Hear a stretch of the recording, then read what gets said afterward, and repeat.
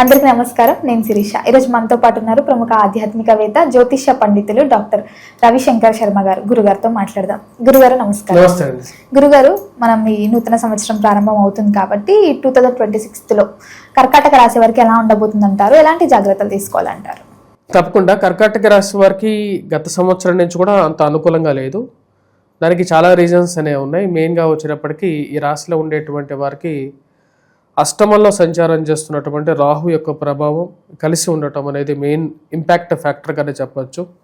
ఈ రాశిలో ఉండేటువంటి వారికి అష్టమంలో రాహు, భాగ్యస్థానంలో సంచారం చేస్తున్నటువంటి శని సంచారం జరుగుతున్నది.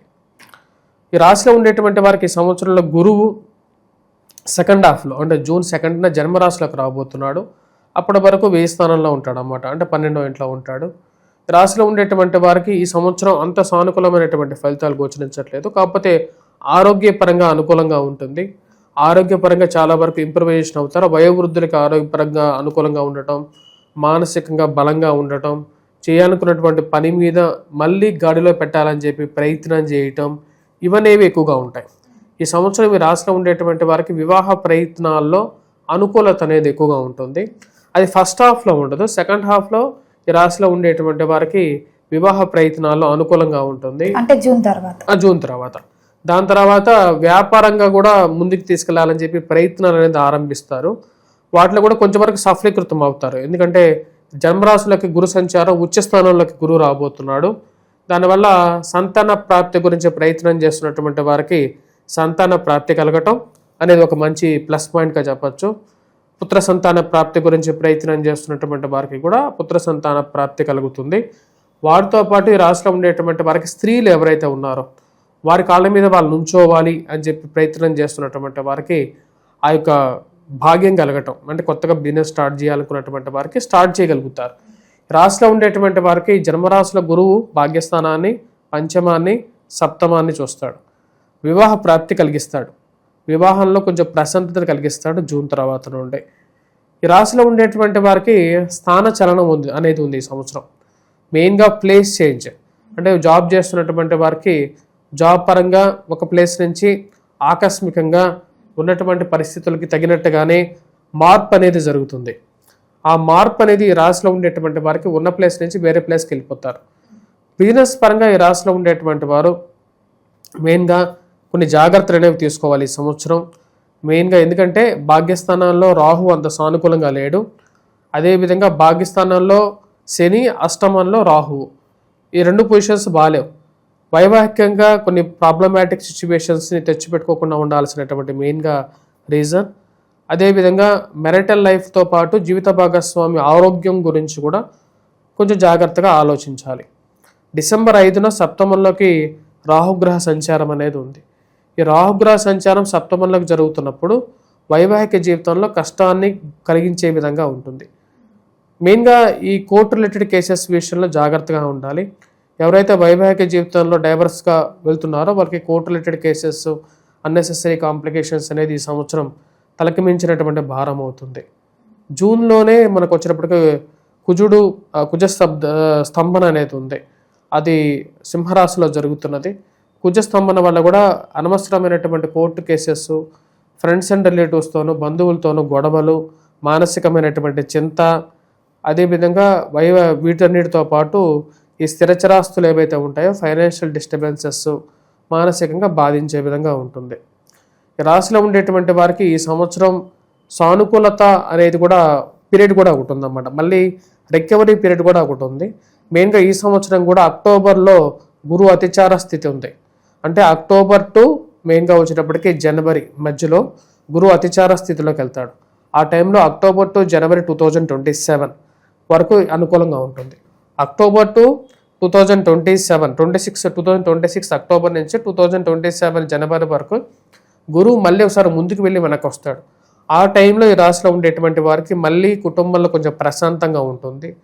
కొంచెం ఫైనాన్షియల్గా బెటర్మెంట్ రావటం, కొన్నిట్లో మెయిన్గా వచ్చినప్పటికీ కుటుంబంలో సంతాన ప్రాప్తి గురించి ప్రయత్నం చేస్తున్నటువంటి వారికి సంతానం కలగటం అనేది జరుగుతుంది.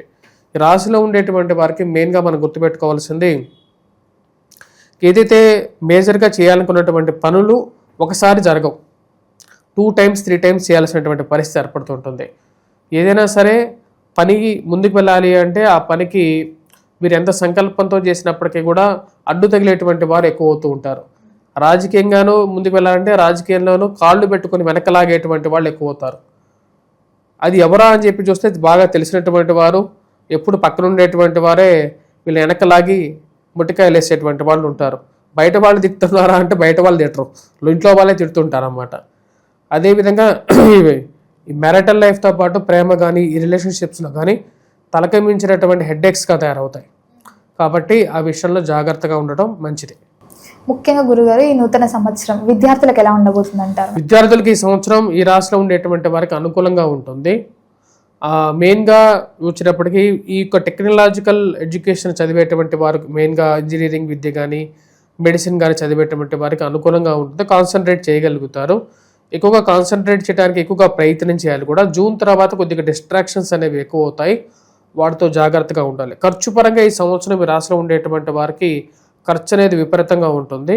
డబ్బులు విపరీతంగా ఖర్చు అవ్వటం, బిజినెస్ పరంగా మెయిన్గా భారీ ఇన్వెస్ట్మెంట్స్తో చేసేటువంటి బిజినెస్ అయితే మటుకు చాలా జాగ్రత్తగా ఉండాలి. ఎందుకంటే రాహుబాత్ శనిబాత్ అనేటువంటి ఒక వచనం అనేది ఉంది. ఎప్పుడైనా సరే అంటే రాహు ఎటువంటి ప్రభావాన్ని ఇస్తాడంటే శని లాంటి ప్రభావాన్ని ఇస్తూ ఉంటాడు జీవితంలో. దాని యొక్క ప్రభావ రీత్యా వచ్చినప్పటికీ ఈ సంవత్సరం ఈ రాశిలో ఉండేటువంటి వారికి కొంచెం ప్రాబ్లమాటిక్ ఖర్చు అనేది ఎక్కువగా ఎదురవుతుంది. హెల్త్ పరంగా కూడా జాగ్రత్తగా ఉండాలి. మెయిన్గా జీవిత భాగస్వామి హెల్త్, వెల్త్ అండ్ జాగ్రత్తగా ఉండటం అనేది చాలా ముఖ్యమైనటువంటి సూచన. ముఖ్యంగా చూసుకుంటే సినీ రంగంలో ఉన్న వారికి ఎలా ఉండబోతుంది అంటారు? సినీ రంగంలో ఉండేటువంటి వారికి మెయిన్గా ఈ సంవత్సరం కొన్ని అపజయాలు కూడా ఎదురవుతాయి. ఎందుకంటే మెయిన్గా ఈ సంవత్సరం కుజుడు యొక్క మాందాబ్దం జరగటం, వాటితో పాటు గురువు జన్మరాశిలో ఉన్నప్పుడు పనులు స్మూత్గా జరగవు. ఎంత వెంట ఉండి మనం ముందుకు నెట్టినా సరే ఆ పని అలాగే ఉంటుందన్నమాట. మనం డబ్బులు ఇచ్చేసేసి వేరే వాళ్ళని పని చేయమంటే ఈ రోజుల్లో చేసేటువంటి పరిస్థితులు లేవు. అది క్లియర్గా వీరికి కళ్ళకి కట్టినట్టుగా ఈ సంవత్సరం కనపడుతుంది అన్నమాట. మనం ఏదో అమెరికాలో ఉంటాము, ఇక్కడ ఎవరో మన బావమర్దిగా డబ్బులు ఇచ్చేసి అజ్జే ఇజ్జే అంటే ఎవరు చేస్తారు ఈ రోజుల్లో?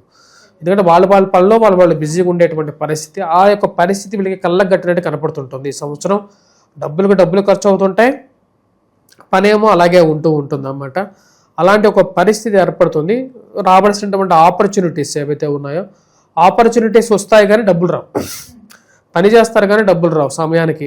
మళ్ళీ వాటి కోసం అప్పులు చేయాల్సినటువంటి కొన్ని పరిస్థితులు, సిచ్యువేషన్స్ ఎదురవుతాయి. కాబట్టి ఇవన్నీ జాగ్రత్తలు అనేవి తీసుకోవాలి. మనం ఎప్పుడైనా సరే ఇలాంటి జాబ్స్ చేసేటప్పుడు కానీ ఇలాంటి ఒక కాంట్రాక్ట్స్ కానీ మనం సైన్ చేసేటప్పుడు 1-2 సార్లు వాటికి తగినట్టు విధంగా రెమ్యూనరేషన్స్ కానీ మిగతావన్నీ చూసుకొని ప్రాపర్గా ముందుకెళ్ళటం మంచిది. మెయిన్ ప్రాజెక్ట్స్ పెద్దగా రియల్ ఎస్టేట్లో ఉండేటువంటి వారికి కూడా నా యొక్క సూచన ఏంటంటే ఈ రాశిలో ఉండేటువంటి వారికి ఈ సంవత్సరం అంత సానుకూలంగా లేదు. హెల్త్ పరంగా బాగా జాగ్రత్తలు చూసుకోవాలి, వెల్త్ పరంగా కూడా జాగ్రత్తలు చూసుకోవాలి. లేనట్లయితే కొంచెం ప్రాబ్లమాటిక్ సిచ్యువేషన్లోకి వెళ్ళేటువంటి పరిస్థితి ఉంటుంది. ఆల్రెడీ గత సంవత్సరంతో కూడా అష్టమంలో శని సంచారం జరిగింది గత సంవత్సరం ఈ రాశిలో ఉండేటువంటి వారికి. ఈ సంవత్సరం భాగ్యస్థానంలోకి మారినటువంటి శని సంచారం జరిగింది, కానీ అష్టమంలోకి రాహుగ్రహ సంచారం జరుగుతున్నది. డిసెంబర్ 5న సప్తమంలోకి రాహుగ్రహ సంచారం. ఇవన్నీ సిచ్యువేషన్స్ ఏంటంటే జనరల్గా అంత ప్రాబ్లమాటిక్ అంటే అంత ప్రాపర్గా లేదు. సో కాబట్టి బిగ్ ఇన్వెస్ట్మెంట్ చేసేటప్పుడు ₹2 కాదు. కాబట్టి మీ స్వజాతకాన్ని 1-2 సార్లు పరిశీలించుకొని అంతా ఓకేగా ఉంది అనుకున్నట్లయితే ముందుకు వెళ్ళండి. అలాగే గురుగారు, ముఖ్యంగా ఈ ఇయర్లో రైతులకు ఎలా ఉండబోతుందంట? రైతులకి ఈ సంవత్సరం మెయిన్గా వచ్చేటప్పటికీ కొన్ని జాగ్రత్తలు తీసుకొని ముందుకు వెళ్ళాలి.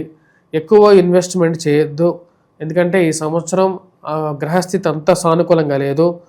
కాకపోతే మీరు పంట బాగా పండినప్పటికీ కూడా తగినంత దానికి వాల్యుయేషన్ రాకపోవటం అర్థం కానటువంటి వ్యవహారంగా ఉంటుందన్నమాట. అప్పులు తెచ్చి రైతులు పండించాల్సినటువంటి అవసరం అయితే లేదు, ఎందుకంటే అంత డబ్బు పెట్టాల్సినటువంటి పరిస్థితి ఈ యొక్క రాశి వారికి అంత గోచరించట్లేదు. కానీ చిరుధాన్యాలకి కలిసి వచ్చే విధంగానే ఉంటుంది మార్కెట్. ఈ సంవత్సరంలో గురువు చాలా మంచి స్థానంలో ఉన్నాడు, రాస్యాధిపతి కూడా, కాబట్టి పంట బాగుపడుతుంది ఈ సంవత్సరం. ప్లస్ చాలా వరకు కూడా వాటికి తగినటువంటి వాల్యూ అనేది ఉంటుంది. గోధుమలకి ఎక్కడ లేనటువంటి వాల్యూ వస్తుంది ఈ సంవత్సరం. సో ఏదైతే వాల్యూ ఉంటుందో ఆ పంట పండించుకుంటే ఎవరికైనా మంచిది. అలాగే గురుగారు, మీ ద్వాదశ రాశులకి మీరు ఒక ర్యాంక్ ఇస్తున్నారు కాబట్టి ముఖ్యంగా మన కర్కాటక రాశి వారికి ఏ ర్యాంక్ ఇస్తారు? కర్కాటక రాశి వారికి నేను 10th ర్యాంక్ ఇవ్వడం జరిగింది.